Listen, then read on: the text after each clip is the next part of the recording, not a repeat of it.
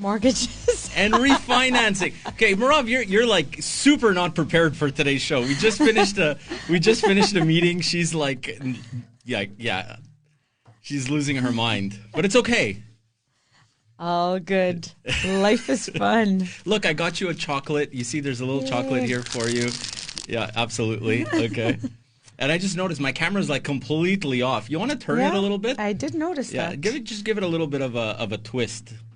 Yeah, there you go. Twist. There we go. And then maybe a little bit more. There you go. You see, this is what happens when Marav doesn't come into the studio before to actually set things up properly, and things are left up to me to set up. I just put things in kind of willy-nilly, right? Yeah, so refinancing, I think it's a good subject. I think, first of all, we need to explain what refinancing is, because at the end of the day, refinancing to one person can mean something else. Absolutely. Versus to another person. So let's explain what that is first. Well, hold on. You're like you're like screaming through this, man. Like you're like on fire here. Okay. Let's introduce ourselves. For those of you that don't know who the HE double hockey stick I am, I'm Terry Kalakos. I'm your host of this show, Beyond Bricks. As well, I am a chartered real estate and mortgage broker with Northeast and president of CBC Alliance, as well as Northeast. Thank you. The other company. The other guy. And joining me in studio, we have my beautiful co-host, or the real host, and like the mastermind behind this whole podcast, Marav Marciano, Vice President, super extraordinaire, chartered broker, and Vice President of CBC Alliance as well. Yes, sorry about that. I assumed everybody knows who we are. Nobody knows who we are. Yeah, you see, but look, I did bring you a chocolate just to make you feel a little bit better, okay? And before we do kick off today's show, I do want to do a little bit of a market update, because we haven't been on since December. We had taken our winter break, so just give people a little bit of an update as to what's been going on in the real estate world, and what's going on with interest rates, and then we can kick off the show. So I don't know if you want to, we just finished up our real estate meeting with our brokers. I don't know if you want to share some insights as to what our brokers that are out on the field shared with us. Well, definitely, I think the main point that we need to bring to everyone's attention is that yes, it's a buyer's market, but it depends where, and it depends on the price range. Yeah. So I think that's the main takeaway from all reports out there. A lot of places are still sellers markets, and we still see a lot of multiple offers, etc. So I think we have to be careful when we get our news from whatever source we get our news, to make sure that it's relevant when we're talking about accurate. When we're talking about Toronto numbers, it's not the same as Montreal numbers, it's not the same as Edmonton numbers. So when you see an average across Canada, might not at all be the market you're looking at. Yeah, and if you do look at the CREA numbers, CREA is the national board, right, for real estate, Canadian Real Estate Association. Very nice. Wow, I'm impressed. Sometimes I impress myself. You get a sticker. When we look at the CREA numbers and we take Quebec out of the mix, yes, it's a buyer's market. But when you look at the price point in a lot of the homes across the country, and obviously we're not talking about New Brunswick and stuff like that. We're talking about the major markets where it's, in British Columbia and in Ontario. What we are seeing is homes that are selling or should have been selling for over a certain price, in some cases are selling under. Although I've had a conversation with a client who was buying a property in Ontario this week, and that wasn't the case. They actually went above asking, even in Ontario, even in Toronto. Okay. They have micro markets too, Absolutely. So it's important to understand where you're buying. Yeah. If we look at the Montreal market as a whole, the majority of the homes, I'm going to say, are going to be selling under $1 million, right? And then you do have neighborhoods, obviously, that are over $1 million, and some neighborhoods even over $10 million, right? Obviously, and depending on those markets, some of them are balanced, some of them are sellers markets, and some of them are actually buyers markets. Houses that are priced anywhere between the $400,000 to $600,000 price point, and in those neighborhoods, that is actually a seller's market. So that is a market where the sellers are dictating the price. The sellers are the ones, there's multiple offers going out on those types of properties because that is the price point of the majority of Quebecers of what they could afford. So that is what they're looking for. And that is the segment of the market that there's not a lot of inventory in. And a lot of competition. Exactly. Yeah. So you're going to get those multiple offer situations occurring in that price point. The other thing is once you go over $1 million, yes, you might have less buyers, but still, nonetheless, you do have quite a bit of activity. And we've had quite a few transactions. Even this week, we've had a few of them that have closed over $1 million. And that market is, I would say, balanced. But then once you start going over 1.5, 1.6, then it starts to become a little bit more of a buyer's market. Yeah, so I do agree. At the end of the day, don't just assume it's a buyer's market or seller's market or prices are going down or prices are going up. Really, you have to look at the market you're in. If you're looking at homes of $5 million, it might be a buyer's market and you might have, you might be the only one putting an offer and you can negotiate it down. But if you're 5 people putting an offer on a $500,000 home, chances are it's going to have to be a competitive offer. So at the end of the day, make sure you work with the right realtor. I think that's really the key. Somebody who understands the market, not your cousin who does one transaction a year. Sorry, everybody has a cousin, an uncle, a friend who's a realtor, and they want to do them a favor. But at the end of the day, it's your home, it's your transaction. It's an important transaction. Make sure to be well represented. 100%. The other thing that I do want to mention, and this is something that came up over the last couple of weeks, we had a transaction that was occurring. I always like to give examples, okay, because I want to give our listeners concrete proof of what we're saying, okay? So this transaction, there was an appraisal that was done by a bank about 2 months ago, let's just say. And it was a property in Lachine, and the value that came in on that property, I think it was $454 or something to that effect. And for one reason or another, that transaction with that lender didn't go through. And then moving forward, the client subsequently ended up finding another lender. We found them another lender, and we had to do a new appraisal. That value on the second appraisal, just because of that 2-month period, there was a whole bunch of transactions that closed in that period of time. Value is now supported at $503,000. We're talking about a $50,000 increase in appraisal amount over a 2-month period, because right now there is a slew of transactions that occurred in Lachine, which is this area, this transaction that's occurring, that has gone up quite a bit. So, and if you look at it, you'll see the numbers. It's very clear. There's an increase. That's occurred. Definitely. I think it's important to know appraisals are always based on it could be the last month, could be the last 2 months, could be the last 3 months, depending on the appraisal company. But yes, if you've had a lot of activity in your neighborhood, that will affect the value of your home. Yeah. Positively or negatively? Absolutely. Hopefully positively. Hopefully positively. Okay, so let's kick off today's show. Sure. I think you wanted to mention the rates. Yes, I did want to mention rates again. Yes, I think that's important. Apologies. So we've seen rates steadily been coming down over the last little while. Last show that we did, I made reference to this as Fixed rates. Fixed rates, yes, absolutely. Not to be mistaken with variable rates, because variable rates are impacted by what the government does with the overnight rate. Perfect. So we have steadily been seeing interest rates coming down ever since October 4th. So October 4th was the peak that we saw on the on interest rates. And since October 4th to today, the 5-year bond yields have been dropping like crazy. So because the 5-year bond yields have been dropping like crazy, we're seeing that translate over into the fixed rates. Fixed rates currently, where in October we were looking at fixed rates above 6%. Today, we're looking at fixed rates that are sub, in some cases, even 5%. We've seen them as low as 4.99, 5.09, 5.24. The rates have really come down almost a full percentage point, which is ultimately helping people qualify for more when they're buying, which is drumming up. Now, all of a sudden, people are like, okay, we could qualify for more because the stress test adding. Okay, so that's something interesting. The announcement from the Bank of Canada as far as the overnight rate is going to occur at the end of this month. we're not anticipating that the Bank of Canada is going to drop the overnight rate. Inflation is under control, which is good. We believe that we're going to see the first quarter drop that's going to occur probably in the end of the first quarter, beginning of the next quarter in 2024. Okay. And if it goes down, it'll probably go down by a quarter. And that you're talking about Bank of Canada overnight Bank rate. of Canada. With respect to fixed rates, where do you see them going?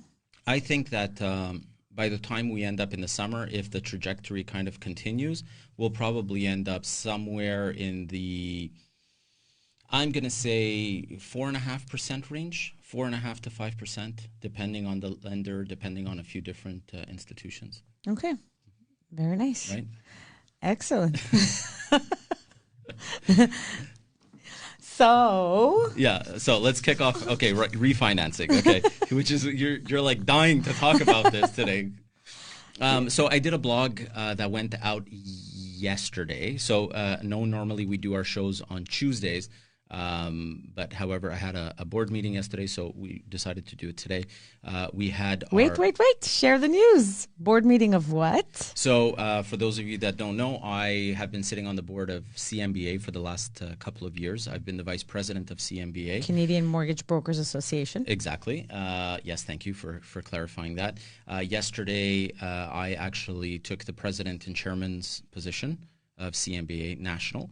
So I'm now the president and chairman of CMBA National, effective as of yesterday. What does that mean?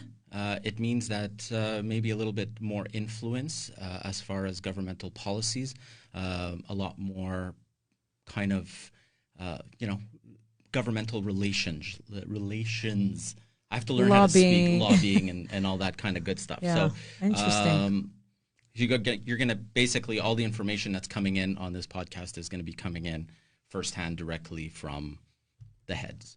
Very nice. So it's really you're at the head of this Canadian association which represents all the mortgage brokers. And yes, this association is very important because when there are any kind of changes in the government, just like when OSFI wanted to add a new restriction on mortgage qualification. We lobbied the government, absolutely. Yep. We did our heavy lobbying to make sure that was not put in place, and we were successful at it. Perfect. And it wasn't just us. Even, I'm not going to give 100% credit to CMBA. There was other associations as well in Canada that lobbied, including banks. The banks lobbied against it, and the government listened and said, you guys are right.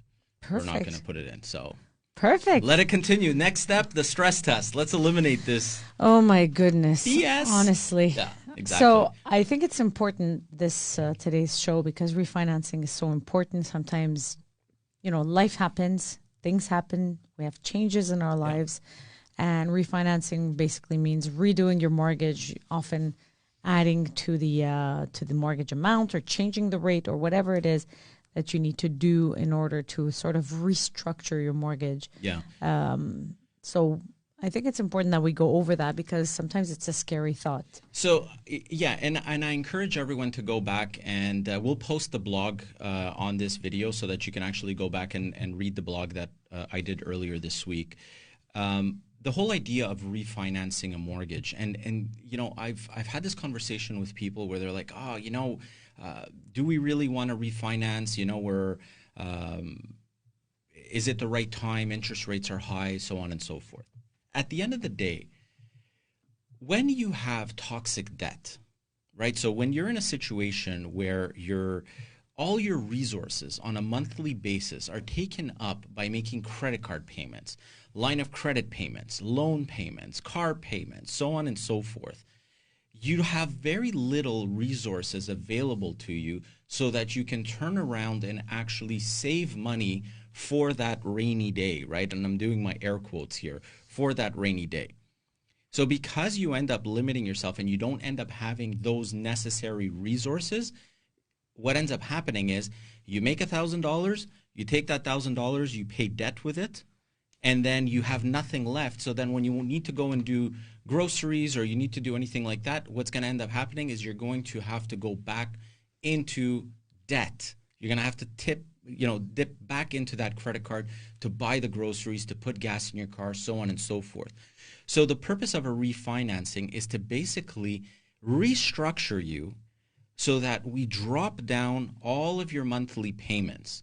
So yes, you might be increasing the amount that you're paying in your mortgage payment, and it's not always the case, by the way, depending on how we structure it, but increase the amount that you're paying on your mortgage slightly so that we could eliminate all of the toxic debt that you have. By doing that, now all of a sudden you free up cash flow, which ultimately translates to you being able to save money on a monthly basis. You could put money into your RSPs, get nice tax refunds back from the government, and use that for your, for your rainy day fund, or take that money and go on vacation with it, the tax refund. I don't know. I mean, there's a million and one things that you can do, right? But it's a matter of restructuring things and figuring out what the sweet spot is for you. Yeah, so as an example, if you have a $200,000 mortgage balance and you've got $40,000 of debt with respect to credit cards, lines of credits, and all that, when you add up your monthly obligations for that, you say, you know what, I'm better off swallowing in that $40,000 into the mortgage, do a brand new mortgage at 5% interest or whatever the rates are at right now, versus paying 22% on my credit card. So that's the strategy. Yes, but it's not even, I've had clients in certain cases where they even have 0% interest on a credit card. They have the promotional rates and stuff. Yeah, but that's temporary. It's temporary. Yeah. Sometimes it's for a year. And I had this one client where he was like, well, I have 0% interest on this credit card. And then by the time this becomes due, then my next credit card, I'm going to get a promo rate of 0%. And he just basically flips it from one to the other. And I'm like, but you're living in perpetual debt. You're not getting rid of it because he's not doing anything towards getting rid of the amount that he was owing, right? It's like those interest-only payments on certain lines of credit. Exactly. And generally, a lot of people, especially when you have higher debt loads, what are you going to do? You're going to ultimately end up making only minimum payments, which means that you're going to keep that debt for longer. Chances are you're going to be maxed out on that debt. You might even be over limit, which ultimately will impact your borrowing capacity for your mortgage down the line because your credit is going to be impacted. So the best advice that I can give you is if you find yourself in a situation where you have a high debt load, don't wait. Don't wait for, something magical to happen. Don't wait for your mortgage to come to term. Call us and let's look at it and see if it makes sense. The thing that I love about my job, what's beautiful, is that it's very black and white. It's numbers at the end of the day, and the numbers don't lie. If you're spending $3,000 a month between your mortgage and your credit cards, and by restructuring it, all of a sudden I'm able to drop that amount from $3,000 down to $2,000, well, you have $12,000 of disposable income that year. Now you've increased it. Then you could take that $12,000 and do something proper with it, including paying back on your mortgage. Yeah. You can actually, one of the strategies that we use is you can take, and now I'm giving out some secrets. So take the money. Wait. ... to be continued. No.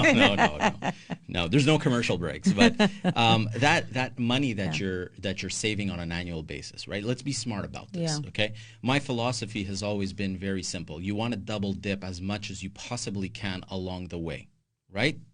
Simple. And let's look at the most simple way that you can do it. And I'm going to keep the math very simple as well. Let's assume that you're saving $1,000 a month. At the end of the year, that $1,000 translates to $12,000 that can ultimately be put into your RSP. Correct? One option. One option, absolutely. Yeah. And there's a multitude of options. Okay, but I mean, let's look at one scenario, one example. You save that money, that $12,000. You take it, you dump it onto your RSP. Okay, when you dump that money onto your RSP, depending on what income you have, it'll generate on average about a 30% tax refund back to you. Okay, so it's 30 to 35%. What's 30% of $12,000? $3,600. There you go, $3,600. That's why I have my calculator here, right? So you end up getting $3,600 back. You take that $3,600. You could do one of two things with it. You can add it to that $12,000, that you've been saving on a monthly basis. So now the following year's contribution that you're going to be making is not going to be $12,000. It's going to be $12,000 plus $3,000, right? So now you're at $16,000. Wow. Sorry, excuse me, $15,000. Pardon me. Okay, of contribution, which now increases the amount of tax refund that you're going to get back for that year. It's almost like a compounded refund. Exactly. Yeah. It's exactly what it is. It's a compounded refund. Yeah. Okay. So we're going to call, there's the Smith maneuver and there's all these things. We're going to call this the Kilakos maneuver. Okay. Trademark. Exactly. Okay. And by the way, for those of you that don't know, I started off my career working at Investors Group back in 1999. And I hopefully no one from Investors Group is hearing, I hated my job. I hated doing that job. No, I really didn't like it. I was young and it was just not for me. But I got all this fantastic knowledge from working at Investors Group.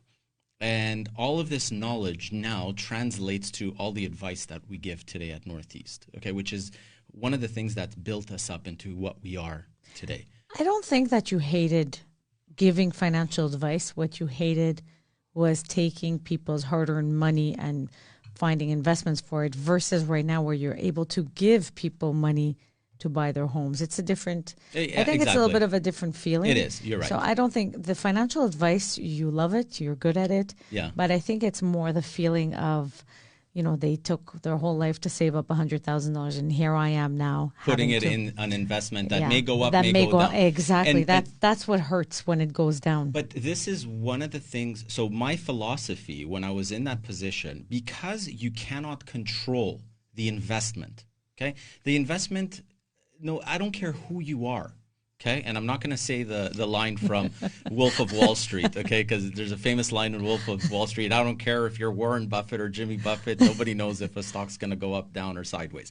But it's the reality, okay? You have to understand the markets are controlled by mass psychology, okay? Yes, there is fundamentals to look at, but mass psychology is what drives markets at the end of the day. Because mass psychology is what ultimately will drive markets, you don't know what tomorrow is going to hold. It's true. So it's not predictable. Yeah, it's a gamble. I don't like to use the word gamble. I'm avoiding, yes, you are correct by that word. I don't like to use it. It's a risk. Let's say it's a risk. Okay. You don't know if it's going to go up, down. And this is why when you look at a prospectus for a mutual fund or anything, it specifically states past results are not indicative of future performance. Mm-hmm. Okay. It's true. It says that. It says that. Okay. So you never know. You might go into a fund that's been generating 12% per year, but then the minute you get into it, it tanks, which usually does. Okay. Because people will go into the fund that has the highest performance, but that fund has already had its performance. I get it. Okay. You're understand? past that wave. Exactly. I get it. When people are rushing towards a stock, you've missed the boat. It's true. Okay. So this is the reality. But anyways, I went off on a tangent. So my philosophy was not, let's find us an investment that's going to yield you the biggest return. My philosophy was very simple. Let's find a strategy, a tax strategy, that's going to yield you a return by tax planning with the strategy that I just gave you. And then ultimately, if it gives a return, the investment, then great, that's a bonus. But the strategy behind it is what ultimately will win. So what I just mentioned, by compounding those tax refunds back into the RSP, what you're constantly doing is you're adding more and more and more annually, which means you're increasing the tax refund annually. And then at the end of the day, 5 years has gone by and you're sitting on a really nice chunk of change in there. Hopefully you haven't accumulated any debts in your RSPs either, and you're laughing all the way to the bank.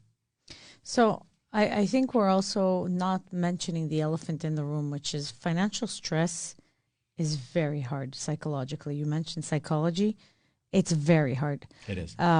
So this whole refinance strategy not only helps you be smart with your money, it also helps you sleep at night. Yeah. Sometimes it really is you don't have enough income to pay for everything. And, very quickly credit cards accumulate and lines of credit accumulate and the pool loan and the car loan and the this and the that. And before you know it, you're like, oh my goodness, I don't have enough to cover everything. So I think that our role as people who guide people through these difficult times is really to get them to breathe again and to sleep at night and to be able to answer their phone without being afraid it's a collection agency. Exactly. Yeah. Like at the end of the day, it's pretty simple. Like, you need to take care of these things. Otherwise you're going to hurt yourself emotionally. And the truth is it should never get to the point where you're fallen behind and you have collections and stuff like that. If you feel that you have a crunch, that's the time to reach out, because there is a roadmap that you can follow. Always. There's always a roadmap. So it just has to make sense. I already know the rebuttal right now. Yes, but interest rates, I wanted to wait for interest rates to drop. Right now I have 2%. It doesn't make sense that I refinance right now at 5%, or what's the rate right now approximately? Let's say 5.25%. 5.25%. It doesn't make sense that I break a 2% for 5.25%. What is your answer to that? So there's multiple things that you can do depending on the lender that you're with. Maybe we could even maintain what you have. Okay, so that is an option. Depending on the lender, we can look at tacking on a second mortgage at a higher rate to pay for all that debt. Mm-hmm. That's one option. Option number two, we break the whole mortgage and set up a whole new one, but making sure that we play with the amortization so that the payment still remains manageable. You could take a shorter term. You could take a variable so that you could take advantage of the rates coming down. There's a multitude of things that could be done. And you could even do a blend. That's what I was going to say. Even if you do end up paying a higher rate, but if cash flow wise it makes sense, then it makes sense. As long as the strategy makes sense, then you're good. I've had clients where they are facing large penalties to break a mortgage. It's less and less today because a lot of people are coming from an environment of low rates and now interest rates are higher. So typically it's 3 months of interest penalty to break these mortgages. But that's not to say that I have had clients with larger penalties to pay. They didn't get financial advice or mortgage advice from us, and they came to us now. In cases like that, there's even strategies where we can put in place with your investments, with your RSPs, where maybe we'll take a little bit more out on the refinance. And by taking that money out, we dump it into your investment from the get-go, from the RSP. That automatically will trigger a tax refund. You take that tax refund, it pays for the penalty that you just had. You could take that, and that's another strategy. Instead of reinvesting that money back into the RSP, take it and dump it annually back into the mortgage to help pay it back down again, right? So let your investment, right, and I guess this is tip number 2 if you want. I want you to let your investment pay for your debts, not your hard-earned income. Let your money work for you. So in that example, if you're contributing $12,000 a year and you're receiving back $3,600 in tax refunds, maybe a little bit more, if you take that $3,600 and now you dump that back into the mortgage, that investment has just worked for you, right?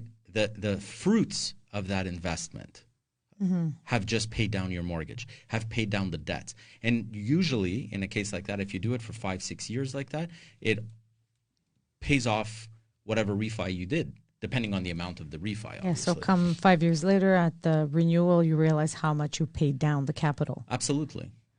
So you mention also often that you always help people not to fall back into that same situation. How do you do that? By the financial planning, the strategizing. Okay. Right. So the component of the refinancing is one element. Right. So it's like a diamond, right? A diamond has multiple facets. If it only had one facet, it wouldn't shine. It's the same thing with a mortgage transaction. A mortgage has multiple facets to it. Amortizations, prepayment penalties, interest rates, all these different. A lot of people don't know that. 100%. A lot of people think it's just rate, and they'll say, "I got a better rate," and you say, "But what was the strategy?" Exactly. So I think it's important for people to know that a mortgage is not just about the rate. There are so many more aspects to it, and the person giving you that mortgage has to structure you properly. Yeah. When I first became a mortgage broker, I was young in the business. I always gave the financial advice. Okay, so contrary to what I should be doing, not doing with my license, I don't care. Okay, my advice is my advice. Okay, I'm going to tell you, if I know that if you're crossing the street, there's a potential for you to get hit by a certain car, I'm going to tell you. Okay, whether it's my place to tell you or not, I'm going to say it. It's up to you to follow the advice or not. At the end of the day, I've always given the advice. I've always told clients, you know what, we're doing a refinance. I suggest that you do this after with it. I'm not the one that's doing the investing. You'll go do it with your bank or your financial advisor or whatever. Yeah. Okay, but I'll give the advice. Some people listened, some people didn't. Over the years, more and more people started to listen. And today, I'm happy to say that the clients that I refinanced 5 years ago, 4 years ago, when I talk to them and I say, hey, you know, what happened? You know, did you follow my advice? Did you? And they say, I did everything you say. We have zero debts still. We have money in the bank. We have money in our RSPs. Some people will take the money, the tax refunds, dump it into their TFSA. And they're like, our life is completely different. It's changed thanks to what we did. And in some cases, they went from a low interest rate to a high interest rate. In some cases, they went from a high interest rate to a low interest rate. It doesn't matter, because at the end of the day, the plan is still the plan. And as long as the plan makes sense, it's just little differences. So we talked about using a refinance to pay off debts. Now let's look at other things. Like, we've seen people refinance to buy an investment property, vacation home, help their kids buy real estate. Yeah. Would you recommend doing any of these strategies? Yeah, why not? I mean, I've had clients who come in, they refinance their home. Actually, a very funny situation, which I'll bring up. And this one just stands out. I mean, this is a very common thing that happens. You know, parents will come in, they'll refinance their house, they'll grab some equity, they'll give it to their child who's getting married so that their child can go out and buy a house or start their lives. Okay, so I commend that. And it happens very often. There was a funny story. I had a client, he comes in, and it was for, he came in for a refinance. So I set up the refinance. I get everything going. He's like, yeah, my son is getting married. I want to give them, you know, I don't remember how much it was. Let's say $100,000 so that they can start their lives, blah, blah, blah, blah, blah. And I'm like, fantastic, great. Get the refi started, get everything done. And then I get a call from Olympia, and she's like, there's this person that just called me, and they have the same last name as the client that you just met with. I'm thinking that they were referred to you. I think they're referred. I think it's the son. So I was like, okay, don't say anything. Let me meet with the client. So then I meet with the client, and there's this young couple who's coming in to buy their first house because they're getting married. And he's like, yeah, my dad's giving us money and blah, blah, blah, blah, blah. And I'm like, okay, that's cool. I still don't say anything about the dad, right? And I finish up my meeting, and sure enough, as soon as I finish up the meeting, I get a call from the father. And he's like, I just found out that my son came to see you for the purchase of his house. So funny. I didn't refer him. Please don't tell him that I'm refinancing house to give him money. Anyways, it's a funny story, but it happens. But it honestly, happens, you know? in this market, I can understand that to buy your first home with this kind of inflation and, you know, how hard it is to save up. Everything, cost of living is crazy expensive. Absolutely. I actually admire that parents, grandparents, we've even seen grandparents 100%. pull out equity, because a lot of people are house rich and they just Cash don't have poor. they don't have the cash in the bank, but refinancing, getting that money out, helping your child or grandchild buy their first property is the best gift you can do. Maybe you want the money back, maybe you don't want the money back, whatever it is. But I think that's the best gift you can give your child or grandchild, to actually do that. Yeah, so that is one option to refinance to do that.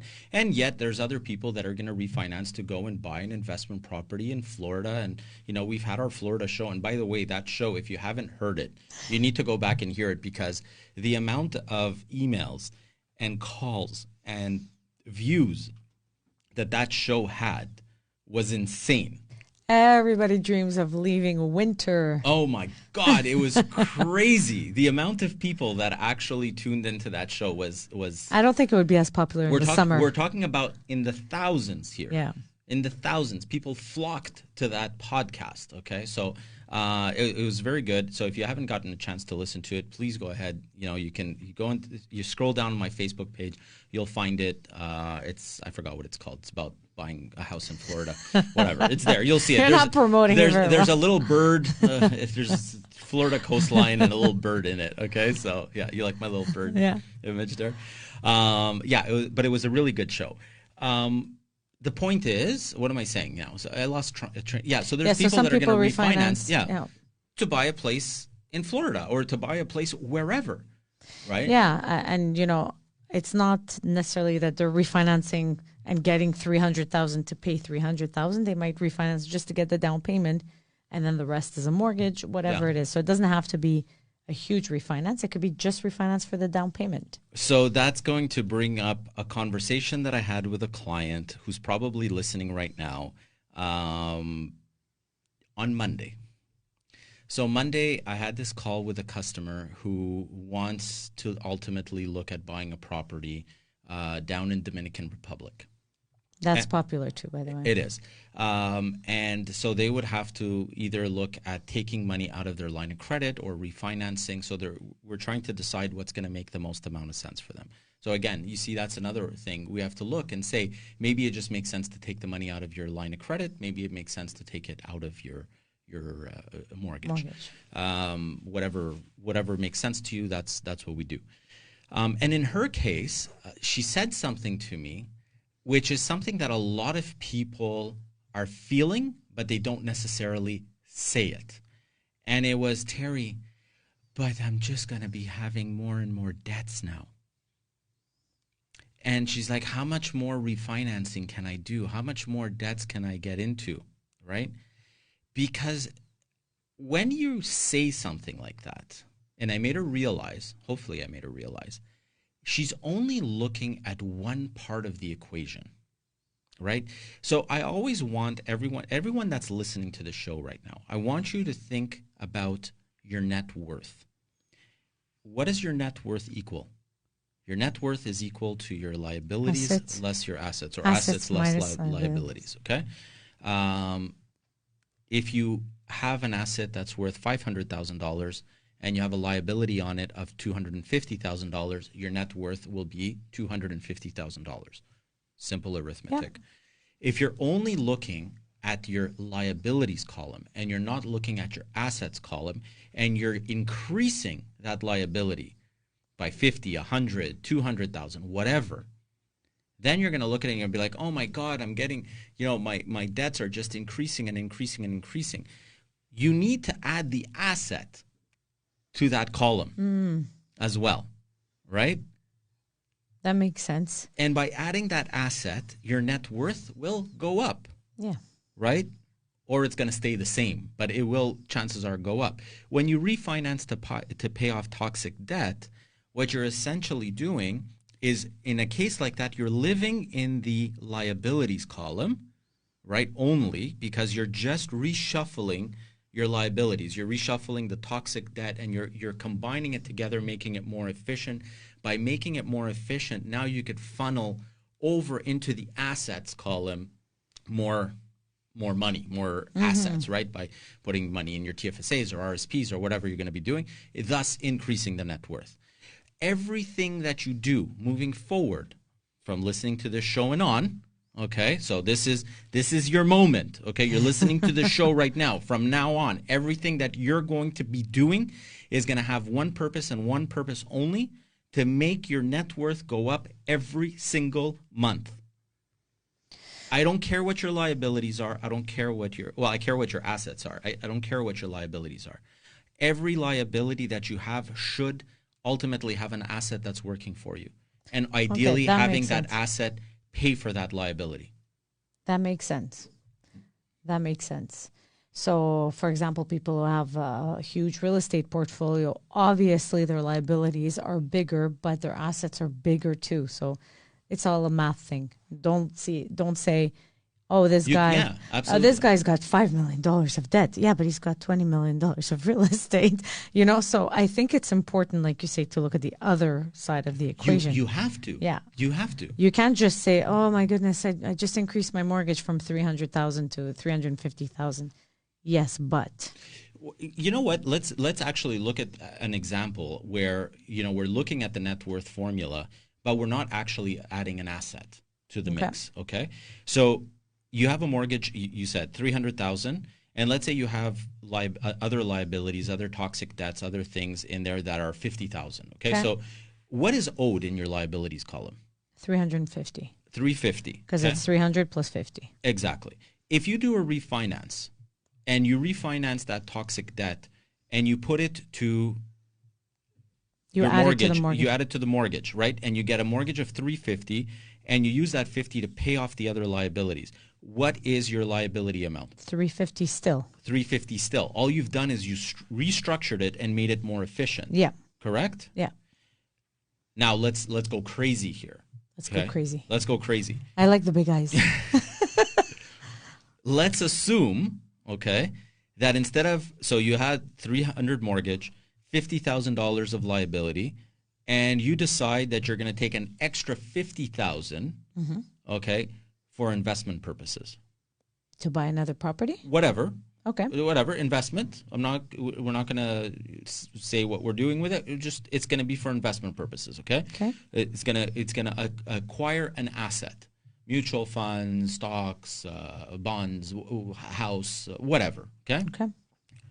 So now you have a new mortgage. So you had 300, you had 50 of toxic, and you just increased the mortgage to 400. So you've absorbed in the 50, the 3 together. So now you're at 400.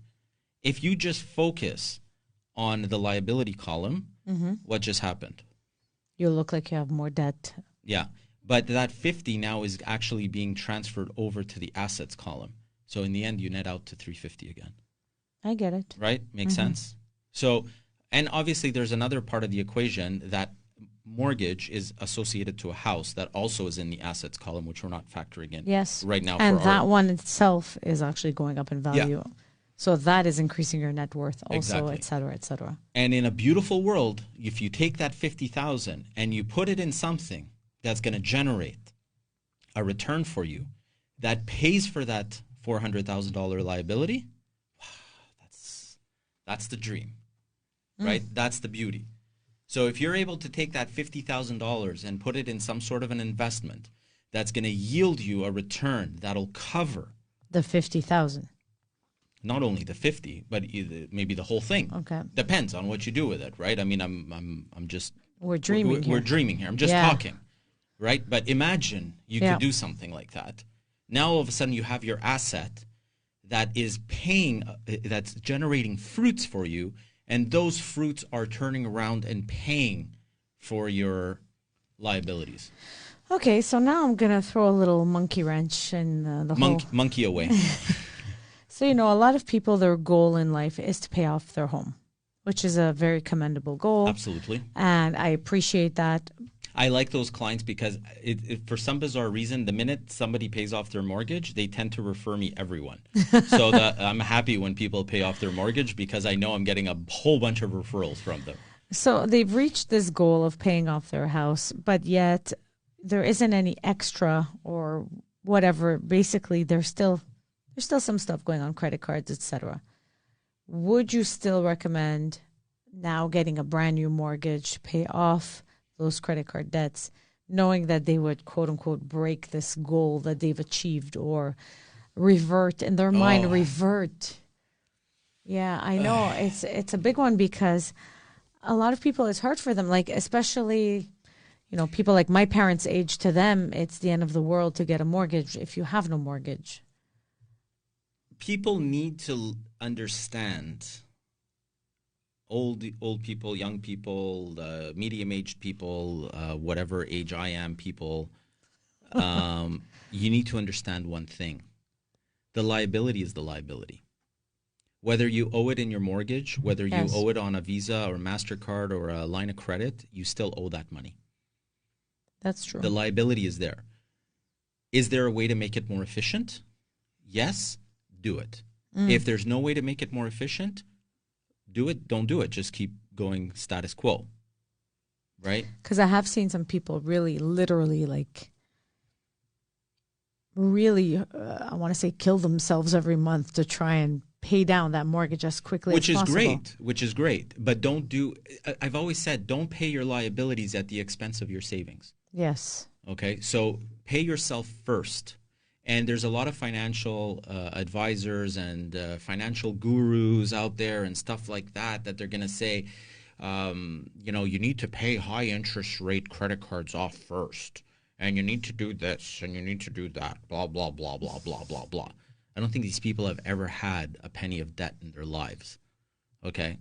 For someone to be saying that, it's because you don't understand. And I'm sorry, and I'm going, I'm talking right now, and there's some really important people out there. There's a lot of financial types out there that have written many books and do many seminars and teach people how to manage their money and do this and do that. And I think that it's a load of crap, pardon my French, okay? Because if you pay the debts off first without paying yourself first, in the end, all you're going to be left with is more debts. Period. Yeah. Okay? You're going to use all of your money to pay off all of your credit cards, all of your loans. And then what's going to end up happening? Guess what? The transmission is going to break on your car. Your car is going to, something's going to happen. You're going to need to get a new car. You're going to need to fix your car. You're going to have to fix your roof. You're going to have to do something. And unfortunately, if you don't have any savings, you're going to ultimately end up going back into debt. And it becomes a vicious cycle. It's it. There's no other way for me to say it. You need to pay yourself first. If you're not paying yourself first, at the end of the day, it's gonna turn around and it's gonna bite you. And I think it's important to mention, because you keep on saying toxic debt, there is such a thing as a good debt. Like a mortgage is not a toxic debt. Could be. It could be if you keep on going back to it every 2 years and refinance and use it as an ATM, of course. But I'm saying debt is a tool. It's a leverage to get you those assets. Thanks to the mortgage, you got the asset that grew in value, that you renovated, that you fixed, that over the years, increased in value, et cetera, et cetera. So there's nothing wrong with debt if you're using it to acquire assets. Like you say, if a debt is associated to an asset, then that's fine. It's more when when your liabilities are linked to overspending or, basically habits. Just, I would say habits, but nowadays a lot of it is just completing the month. A lot of people don't have that extra cash. The expenses are bigger than the revenues. Yeah. So we see a lot of people dipping into their credit cards to have those extra few dollars every month to just live. This is what happens when we're in a high inflation world.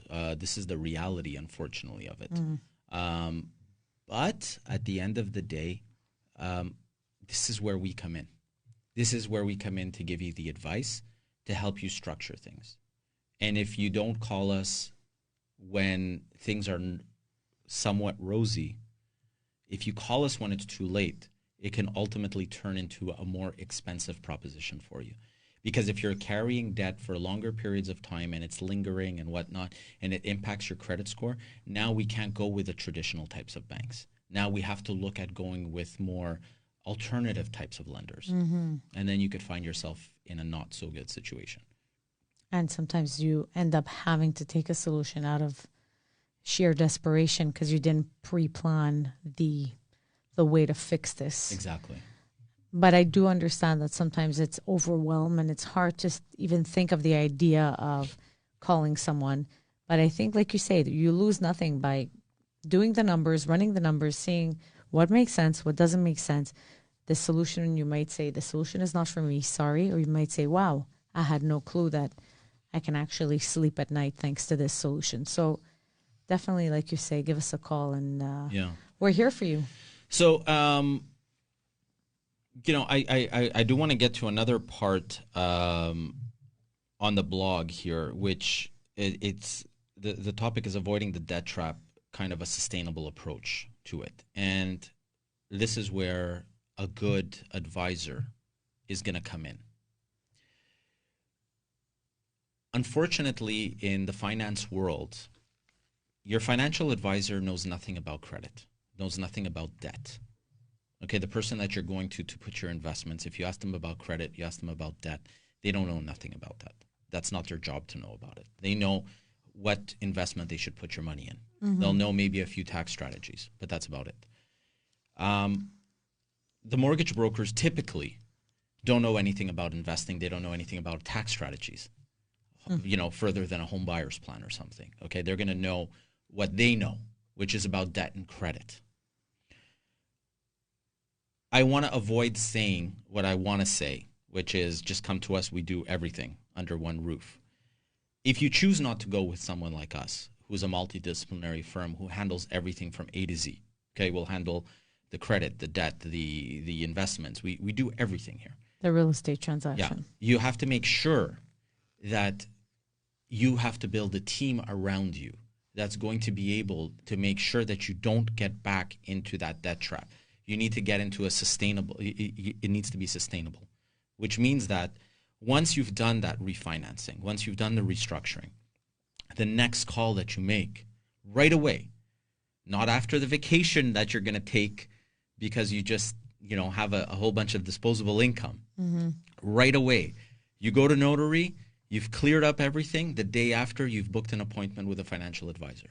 And you have that financial advisor advise you on where you can best put your money that's going to give you the highest rate of return and the highest tax refunds if it's going into RSPs or some sort of investment vehicle like that.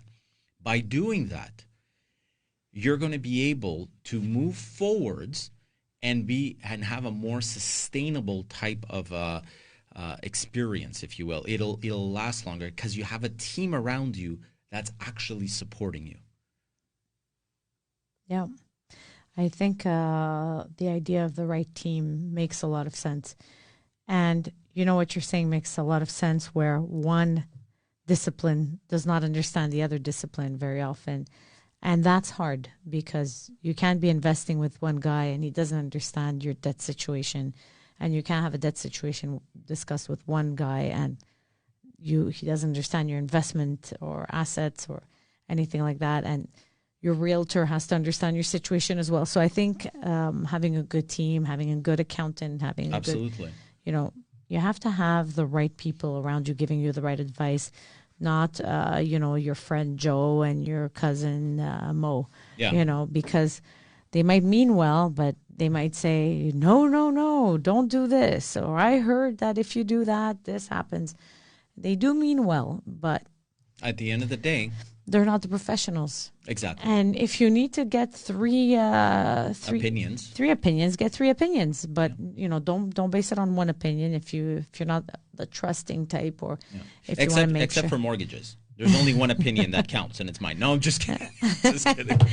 Oh my God, I'm breaking. Yeah, don't break the place. By the way, you know what happened to me when I was coming in, right? So we had our camera downstairs for our meeting, and so I decide. So it's on a tripod. If you guys see it, it's like, look, you see it like it looks like this, right? So it's on this tripod thingy, and I just messed up your camera angle. I apologize, bro. No, it's all so good. There you go. Okay, I got you back. Nobody needs so it. I had this camera, and I decide that I'm gonna hold it over my shoulder, like when you have. Yeah. Anyway, so I'm holding it over my shoulder, and I'm almost like a flagpole. Uh-huh. I'm walking with it. And as I'm getting into our studio over here, I whack it. Oh. Not just on a wooden frame, but our studio is located in our office, which is in a vault, right? So it's a steel frame that I whacked it on, and it went echoed. I was like, oh my God, I broke the camera, but luckily it's okay. Oh my God. Oh, Terry. Anyways, we are running out of real estate. Yep.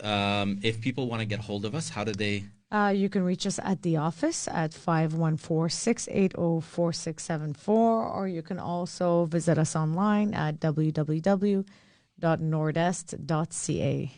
And like I mentioned earlier, on next week's show, we are going to talk about home staging. We actually have a home stager that works in our office. So I'm going to get her in studio with us to talk all about home staging, all the things that you need to know when you're listing your house, what's important, how to stage it properly so that it ultimately gives you the highest return on your investment. Makes sense? Yeah, me too. So till next week, everyone, have a blessed week. I love you all. And if you haven't gotten a chance to already, please take a moment, read the blog that we put out at the beginning of this week. I guarantee you, you're going to love it. And if you have any questions, please post them on the Facebook page. Send me an email, send me a text, whatever you guys want. Again, our phone number is 514-680-4674. Till next week, blessed week. Love you all.